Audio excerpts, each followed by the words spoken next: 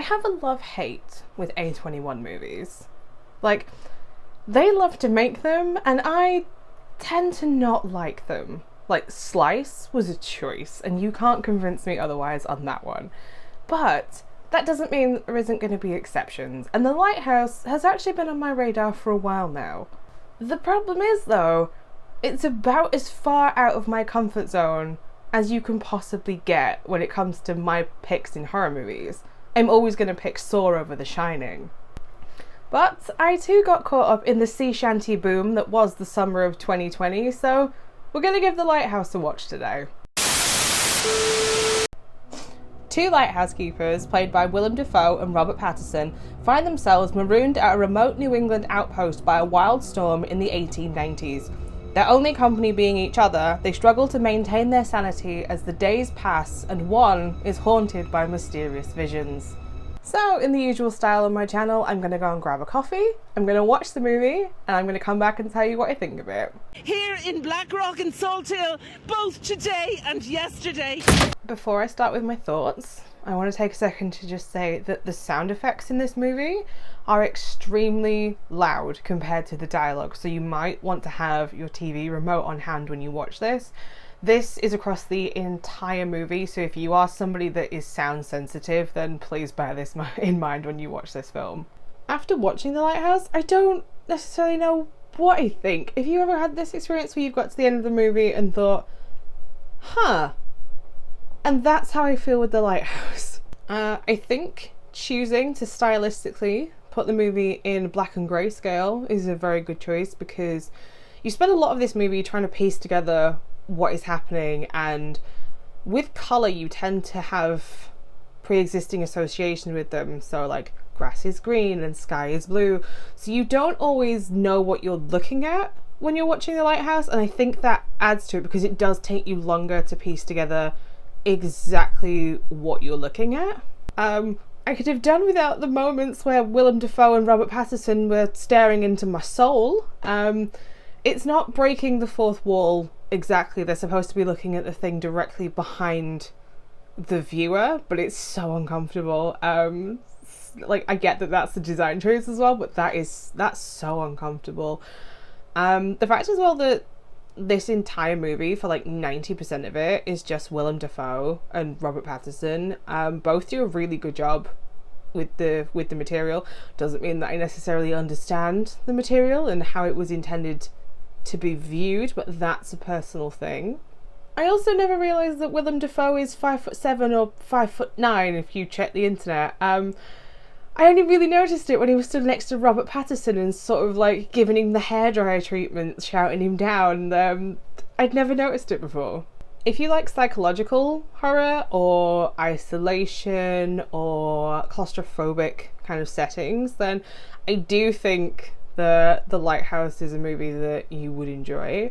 For me, as the world's biggest introverts, isolated settings don't really do anything for me. In fact, I find them quite comforting. You put me in large spaces, however, that's a completely different thing. So yeah, the setting didn't really have an effect on me. I can understand, again, how it would on somebody else, but me personally, that didn't really do it for me. What I don't like, though, and this is a personal thing to me, I don't like birds. Like, the bigger the birds, the more I hate them, and I live on the coast here in the UK, so the number of seagulls in this movie gives me anxiety. Like, no, that's too many seagulls. I also didn't know that it is considered unlucky to kill a seabird, and that they are supposed to carry the souls of dead sailors. So I learnt something when watching this movie. There is, however, a great scene around the 40-minute mark, which I will not spoil, to do with Robert Pattinson's character and a seagull. And I think if you live by the coast, that scene is possibly the most relatable scene in the entire movie. There's a lot of foreshadowing in the plot around the 20-25 minute mark. There is a conversation between Robert Pattinson and Willem Dafoe, and if you're paying attention, you kind of know the direction that the movie is going to go in. So I became very aware that this necessarily wasn't going to be a movie for me like I originally thought. I'm going to try and describe this the best I can without spoilers again, but there is certain scenes where both of the lighthouse keepers are having hallucinations while getting their freak on with the light. I'll say that. And if you've ever seen hentai, then this is nothing new to you, but that's a thing in this movie, and I wasn't expecting that to be a thing in this movie.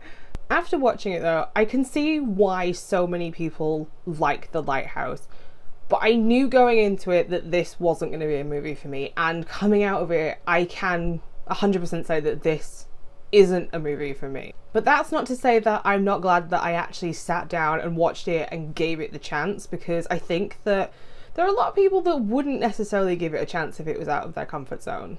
The plot takes on a feel that is very much like The Shining, as both characters sort of give in to madness, and the isolation and everything that they're going through starts to like weigh heavily on them. But then a big part of the plot as well also feels like two guys getting pissed and having a fight in a storm. Yeah, it's very that as well. Creatively, I do like The Lighthouse. I like how it's shot. I like the visuals to it. The sound drove me insane. So that is one of the big things that I have an issue with. It took me out of the moment a lot of the times when the sound, particularly of like foghorns and everything, was just so much louder than the dialogue.